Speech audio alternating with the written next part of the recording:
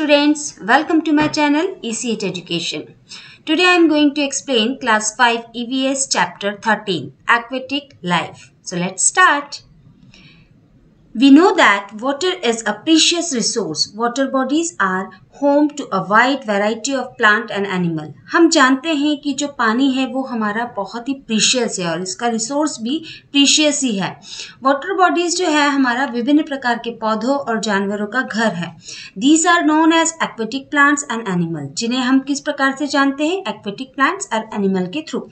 In this chapter we will learn more about them और इस chapter में हम इनके बारे में बहुत ज़्यादा पढ़ने वाले हैं. Aquatic animals. Different varieties of fish and other creatures such as crab, dolphins, whales, crocodiles, swans and turtles live in water. जैसे कि हम जानते हैं कि बहुत अलग अलग तरह के creatures रहते हैं जो पानी में रहते हैं. वो कौन कौन से? Crab, dolphin, whales, crocodile, swan, turtle और भी बहुत सारे हैं. These aquatic animals have special features that allow them to breathe and survive in water. और जितने भी aquatic animals हैं इनके पास कुछ special features रहते हैं जिसकी वजह से वो water में सांस ले सकते हैं, survive कर सकते हैं. Fish have streamlined bodies that help them to swim through water. Fish के पास क्या रहता है? एक व्यवस्थित बॉडी रहती है, मतलब एक फ्लोइंग बॉडीज रहती है जिसकी हेल्प से वो पानी के अंदर तैरती है और अपने आप को सरवाइव कर लेती है. They breathe through organs called gills और वो जिस ऑर्गन से सांस लेते हैं उसे गिल्स बोलते हैं. And they have fins on their sides that help them change direction while swimming. और उनके पास फिन्स रहते हैं, मतलब उनकी पूंछ जो रहती है ऊपर नीचे जो तिकोनी रहती है दोनों साइड से, वो इन्हें डायरेक्शन चेंज करने में जब वो स्विमिंग करती हैं बहुत हेल्प करती हैं. Fishes are vertebrate. फिशेस जो रहती है वर्टिब्रेट्स रहते हैं उनमें दैट लिव इन अ सी, जिसके कारण वो सी में और ओशंस में रह लेती है. And also in fresh water bodies like pond, और वो फ्रेश वाटर जो रहते हैं उनमें भी रह लेती हैं, जैसे कि पोन्ड्स हो गया, तालाब, lakes and rivers. Vertebrates are organism that have a big bone. Vertebrates क्या रहते हैं? एक ऐसा ऑर्गन रहता है जो बैकबोन या स्पाइनल कोट रहता है, जिस मतलब जो हड्डी रहती है, that is called is vertebrates, रीढ़ की हड्डी.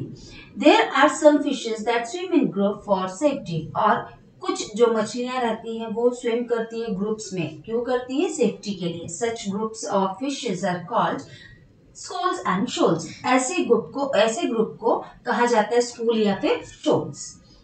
Also there are aquatic mammals like dolphin and whales. अब ये एक्वेटिक मैमल्स हैं डॉल्फिन और whales.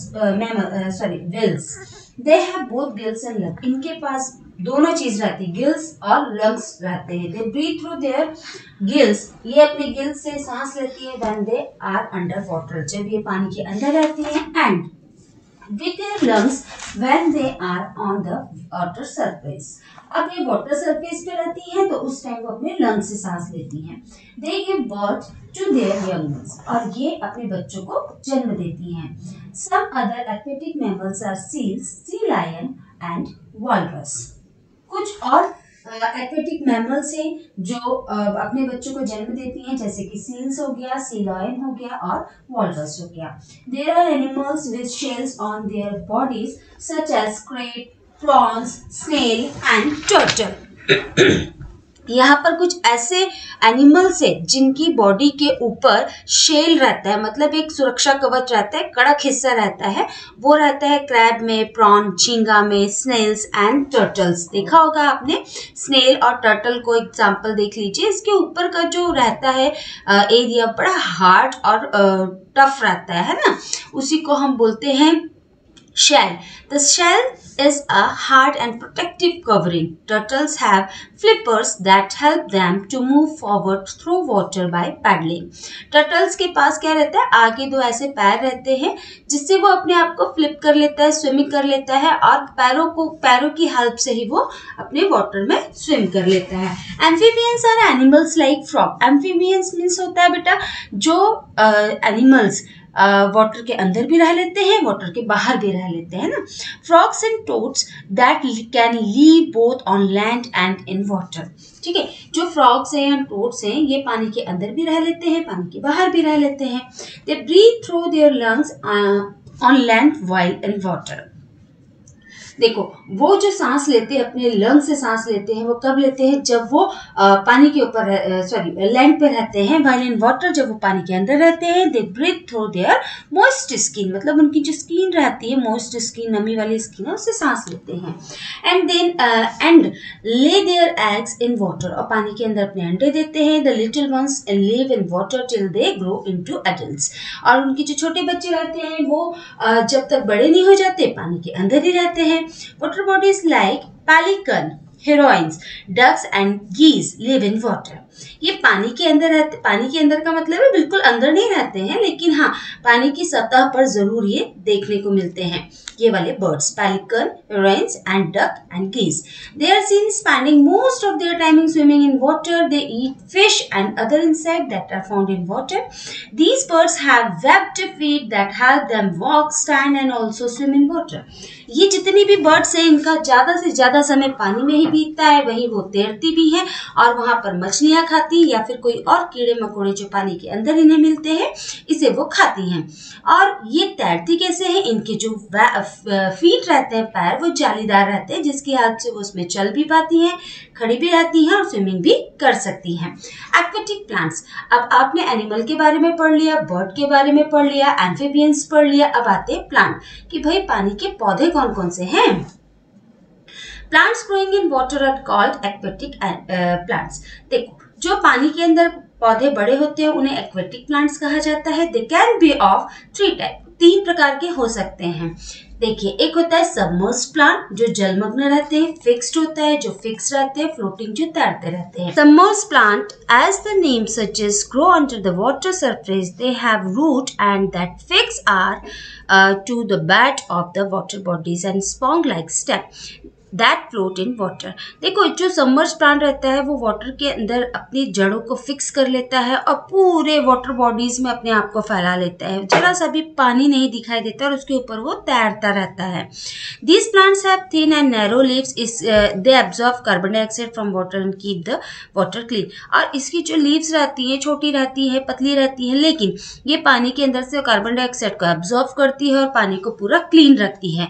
The leaves of this plant have large surface area so that they can absorb maximum sunlight for the process of photosynthesis. Some example of submerged plant are fern, stargrass, वॉलिस्नेरिया etc. ये plant देखने को आपने बहुत देखे भी होंगे कि पानी के ऊपर बहुत सारी ऐसे डकवीट लाइक की स्टार ग्रास जो रहती है सब फैली रहती है, पानी पूरा ढका रहता है और ये इतना कार्बन डाइऑक्साइड एब्जॉर्ब भी कर लेती हैं। फिर इसके कारण ये क्या होता है, फोटोसिंथेसिस की प्रक्रिया इसमें बहुत अच्छी होती है जिसके कारण ये मस्त ग्रीन और बड़ी अच्छी दिखाई देती है। अब नेक्स्ट आते हैं fix plant. Lotus, water, pennywort and lily are fix plant. Fix plant के ये सब एग्जांपल्स हैं। Their stems are fix to the base of pond, और इनके जो स्टेम रहते हैं वो पॉन्ड में पूरे फिक्स हो जाते हैं। आप एग्जाम्पल में लोटस को ही ले लीजिए। यदि आप लोटस के पौधे को जड़ से उखाड़ने की कोशिश भी करेंगे ना तो वो नहीं हो सकता, वो उखड़ती ही नहीं है, भले उसका तना टूट जाए लेकिन वो इतना अच्छे से पकड़ के रखती है बेस को कि वो नहीं निकलती। देयर लीव्स आर राउंड, उनकी लीव राउंड रहती है, बिग रहती है और उसके स्टेम लाइट रहते हैं एंड हॉलो और खोखले रहते हैं। आपने कमल ककड़ी मतलब कमल की डंडियों को देखा होगा, मार्केट में सेल होती हैं, उनको कभी देखना, उनमें कितने कितने छेद रहते हैं, मतलब वो हॉलो रहती हैं और टेस्ट भी बड़ा अच्छा होता है। नहीं खाए हो तो कभी अपने पेरेंट्स से बोलना, वो बनाएंगे और आपको खिलाएंगे। ठीक है। This stomata located on the upper surface of the leave, और इसका स्टोमेटा कहाँ पर स्थित रहता है, लीव के ऊपर स्थित रहता है। ठीक है, उसकी सतह पर रहता है, so that they can take in air, जिसके कारण वो हवा ले सकते हैं।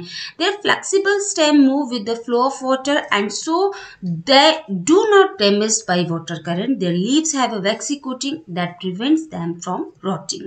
देखिए उसकी जो पत्तियां रहती हैं वो खराब क्यों नहीं होती है, क्योंकि उसके ऊपर एक वैक्स कोडिंग लगा रहता है, वो नेचुरल रहता है, जिसके कारण वो पानी में सड़ती नहीं है। नेक्स्ट टॉपिक है आपका floating plants. Floating plants have their roots, leaves and flower floating on the surface of water.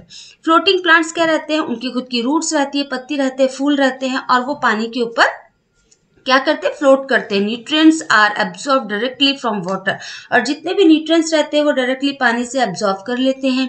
Some such plants are the water hyacinth, pond weed, duckweeds. ठीक है, तो ये कुछ इस प्रकार के पौधे हैं जिसमें ये वाली फ्लोटिंग प्लांट्स के एग्जाम्पल हैं।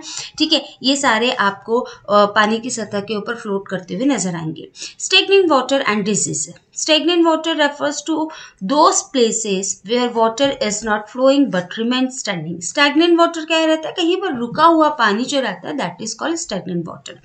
As the water does not flow, it become a breeding ground for mosquitoes.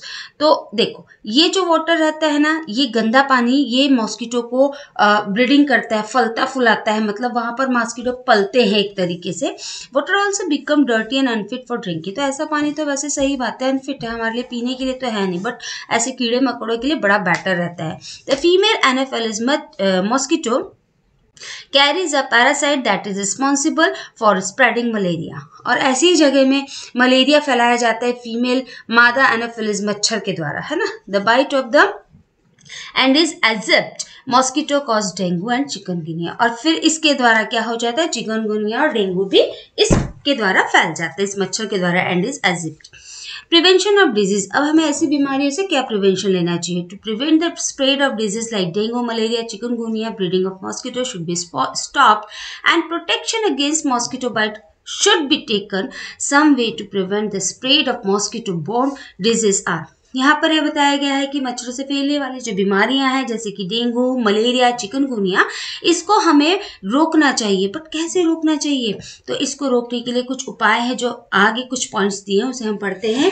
Throw away unused pots, trash can, cooler tanks etc where there is a possibility of water getting accumulated। accumulated means to collect, मतलब हमें ऐसी चीजें अपने आसपास से थोड़ा फेंक देनी चाहिए, दूर डस्टबिन में डाल देनी चाहिए। जैसे कि आपके कोई पॉट हो गए, घर में पड़ा रहता है, उसमें बारिश का पानी आ गया, वो हम ध्यान ही नहीं दे रहे हैं, उस बारिश के पानी में भी कीड़े मकोड़े मच्छर पल सकते हैं। कूलर के टैंक होते हैं, कई के कूलर खराब हो जाते, सड़ जाते, फिर भी पड़े रहते हैं, है ना। तो ऐसी चीजों को हमें क्या करना चाहिए, फेंक देना चाहिए। Wire screens can be fixed on the window to prevent mosquito from entering the house. और हमें अपने घर के जो एंटर है हमारे घर का, वहां पर एक आपको दरवाजा लगाना चाहिए जाली वाला, जिससे मच्छर अंदर ना आ सके। Water in the air cooler must be change frequently. और जो हमारे कूलर से इनके वाटर को हमें चेंज करना चाहिए। Mosquito nets and mosquito repellents should be used while sleeping to prevent mosquito. और हमें मॉस्किटो मच्छरदानी को यूज करना चाहिए, या फिर मच्छरों को जो दूर भगाने वाली चीजें रहती हैं उसे हमें अप्लाई करना चाहिए। जैसे हो गया आपका क्या वो जो क्रीम लगाते हैं ना, ओडोमॉस, उसके बारे में बात हो रही है। Visiting places where diseases like malaria and dengue are prevalent should be avoided, है ना। तो हमें ऐसी जगह को भी अवॉइड करना चाहिए जहाँ पर मच्छर बहुत ज़्यादा है, वहाँ पर हम घूमने ना जाएं, है ना। हमें महसूस होता है कि यहाँ पर अगर हम जाएंगे तो हमें कोई प्रकार की बीमारी हो सकती है, तो इन सब चीज़ों से आपको बचना चाहिए। ये सब आपका प्रिवेंशन है, ठीक है। तो स्टूडेंट्स, मेरा ये चैप्टर 13 का एक्सप्लेनेशन पार्ट ओवर हो गया है। आई होप आपको मेरा एक्सप्लेनेशन पार्ट बहुत पसंद आया होगा। नेक्स्ट वीडियो में मैं आपको बुक वर्क और क्वेश्चन आंसर्स बताऊंगी। तो आज के लिए बस इतना ही। Thank you so much, bye bye.